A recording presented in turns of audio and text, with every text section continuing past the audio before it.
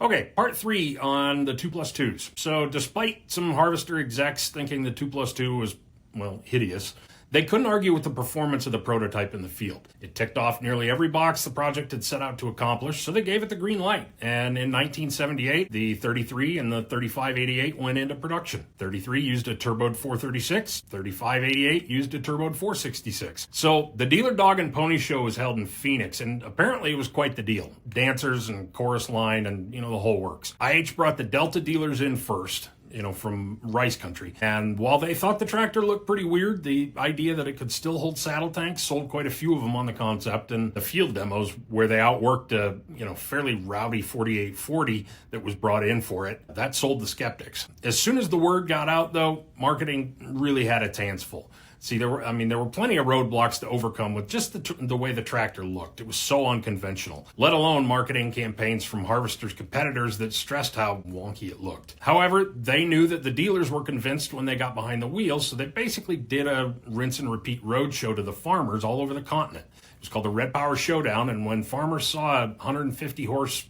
tractor outpulling and outworking a 200 horse weighted up row crop, they were pretty impressed. And even if it didn't look like, they were something they were used to, it sure got the job done. And eventually farmers started to come around. Even if the tractor had a lot of unflattering nicknames, and Anteater and Snoopy and Landshark were, I think, probably the most popular. You guys drop your nicknames in the comments for it. But the IH 2+2s, they were selling without regard to any of the nicknames or all that. They weren't moving like the 1066 or the 4440, but they were moving units.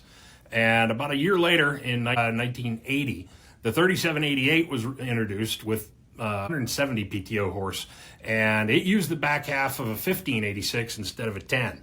And it had a 12-speed transmission where the two smaller siblings were 16-speed. And it didn't have the top-end speed for the road travel. Furthermore, a lot of farmers felt like they were always kind of hunting for gears. But, despite that limitation and the model being in production for the least amount of time, 2 years as opposed to 3 for all the rest of them, the 3788 was still the second best seller out of all the tractors, out of all the 2+2s. So now the 60 series and the Super 70s were next up, and they would come in coming years. But with some of the issues that they ran into on the mechanical side, they're probably a better topic for another set of videos, and we'll do those later on down the line. But come back for part 4, and let's talk about why history hasn't been kind to them and whether or not you can actually call them a success. All right, thanks for watching. Last part just went up on our page. We'll see you there.